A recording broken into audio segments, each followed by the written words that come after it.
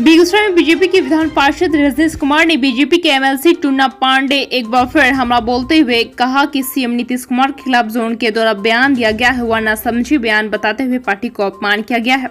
रजनीश कुमार ने कहा कि भाजपा के शीर्ष नेतृत्व ने तय किया है कि बिहार में एनडीए की सरकार में नीतीश कुमार मुख्यमंत्री हैं, उनका सम्मान करना है। टुन्ना पांडे का बयान नासमझी वाला बयान है। उनका कहना है कि वो भाजपा पार्टी के फैसले के साथ हैं, लेकिन नीतीश कुमार पर हमला बोलेंगे या पार्टी के फैसले के खिलाफ गए तो यह पार्टी का अपमान है। टुन्ना जी पांडे भाजपा के एमएलसी हैं, उनको इस बात का ख्याल रखना होगा कि भाजपा के शीर्ष नेतृत्व ने ही नीतीश कुमार को मुख्यमंत्री माना है। ऐसे में उनके खिलाफ बोलना मतलब पार्टी के खिलाफ बोलना हुआ। उनका कोई भी बयान सही नहीं है। इसके साथ ही रजनीश कुमार ने बिहार सरकार के द्वारा पंचायत चुनाव टालने पर परामर्श समिति बनाकर पंचायती राज का कार्य करने के फैसले का स्वागत किया है। एमएलसी रजनीश कुमार सिंह ने कोरोना टीका के बहाने राजद एवं कांग्रेस पर जमकर हमला किया। उन्होंने कहा कि जो लोगों के बीच भ्रम फैलाने का कार्य कर रहे हैं, वह खुद चोरी छिपके कोरोना टीका लेने का काम किया। उन्होंने यह भी कहा कि ऐसे लोगों से हमेशा सावधान रहे। अगर ऐसे महामारी बीमारी से बचना है तो हम सभी लोगों से अपील करते हैं कि किसी के बहकावे में न जाए और कोरोना का टीका जरूर लगवाए। बीएमपी न्यूज के लिए अवधेश कुमार की रिपोर्ट। चल रहा है पिछले 2 दिनों से उनका बयान।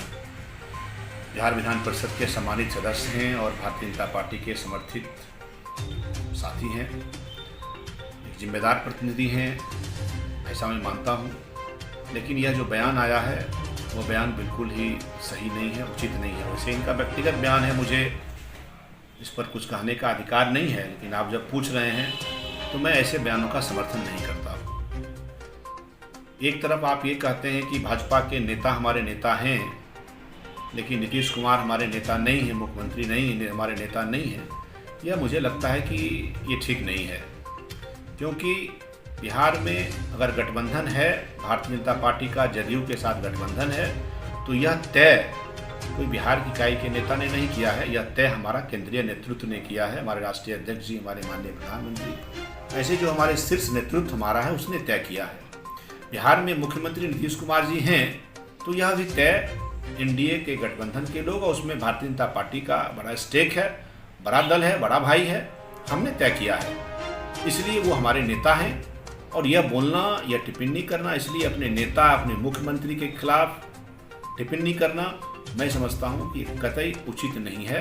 इसे परहेज करना चाहिए श्रीमान टुन्जी पांडे जैसे समझदार और जिम्मेदार जनप्रतिनिधि को। ये पार्टी तय करेगी, पार्टी क्या करेगी। निश्चित तौर पर पार्टी ऐसे बयानों के लिए उनकी प्रशंसा कभी नहीं करेगी और पार्टी के स्तर से भी मुझे लगता है कि इस पर आपत्ति जरूर किया गया होगा, लेकिन ये क्या पार्टी कर रही है मुझे जानकारी नहीं है। पूरी तरह से असंवैधानिक है। उनको यह पता होना चाहिए, जो लोग इस बात को उठा रहे हैं कि कार्यकाल को बढ़ा देना चाहिए, तो आपको मालूम होना चाहिए कि पंचायती राज संस्थाओं का गठन, उनका अधिकार, उनका कर्तव्य, उनका कार्यकाल संवैधानिक रूप से डिफाइन किया गया है। पंचायती राज अधिनियम उसके अंतर्गत अधिनियमित है।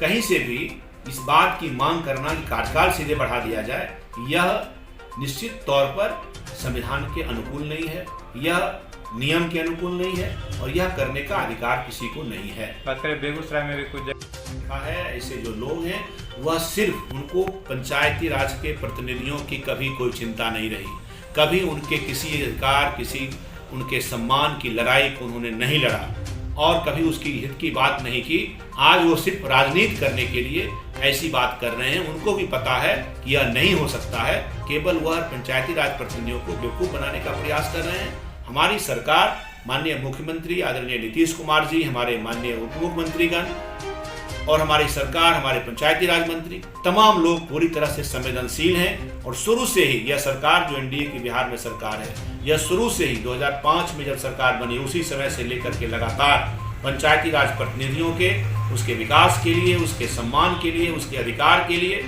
और उसकी चिंता हमेशा करती रही है।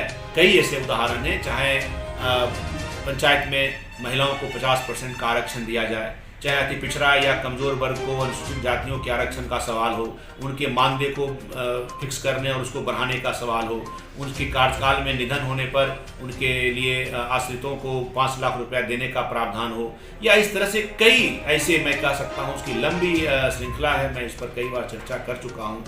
इस सरकार ने हमेशा पंचायती राज प्रतिनिधियों के हित का और उसके सम्मान की बात की है, और मुझे लगता है कि उसी का ख्याल करके हमारी सरकार ने इस जो एक संकट पैदा हुआ है चुनाव नहीं होने के कारण पंचायती राज संस्थाओं के सामने, तो उसका ख्याल करते हुए पंचायती राज संस्थाओं के जो स्वायत्तता है उसका भी ख्याल करके एक वैकल्पिक व्यवस्था बना रही है, जिसमें परामर्शी समिति के माध्यम से काम चलाया जाएगा, और उस परामर्शी समिति में हमारे निवर्तमान पंचायती राज के प्रतिनिधि रहेंगे सदस्य के रूप में। कैसे रहेंगे, क्या रहेंगे, ये कुछ दिनों में तय हो जाएगा, लेकिन वो रहेंगे जरूर, इतना हम लोग को पूरी तरह से उम्मीद और भरोसा है।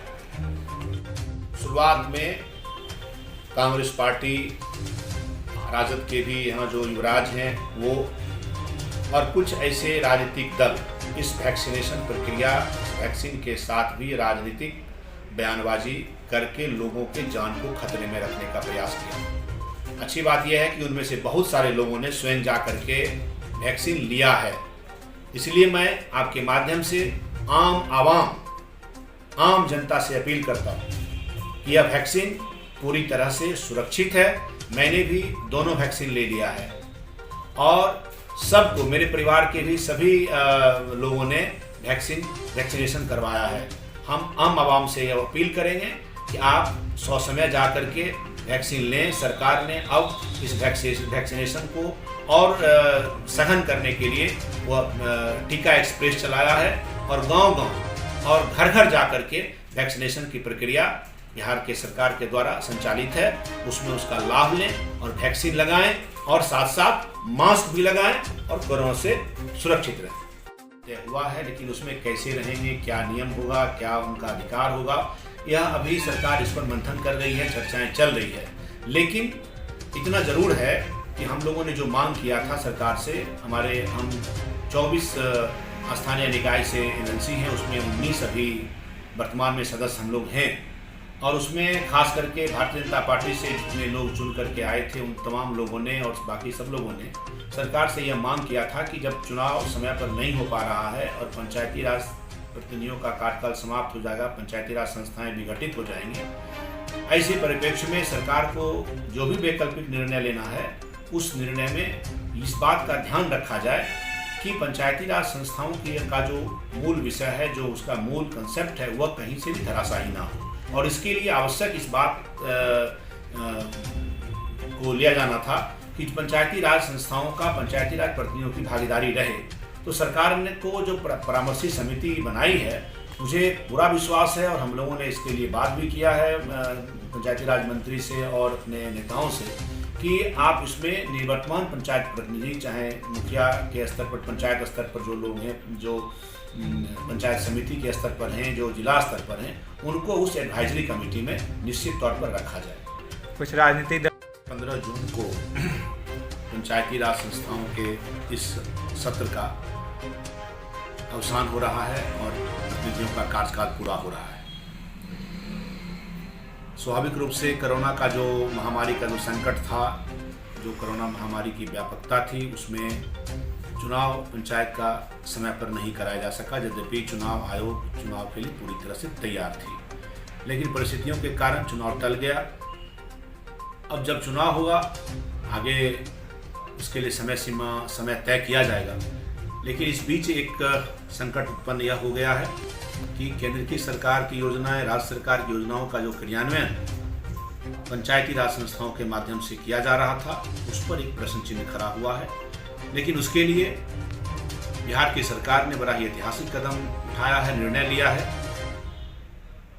कि एक परामर्शी समिति का गठन करके उसमें पंचायती राज के प्रतिनिधि जो अभी निर्वाचित हैं, 15 जून के बाद वो जो निवर्तमान हो जाएंगे, उनको उसमें रखते हुए और पदाधिकारियों को जो पहले से व्यवस्था थी उसको जोड़ करके एक परामर्शदाताओं को क्रियाशील तब तक रखा जाएगा जब तक कि चुनाव ना हो जाए।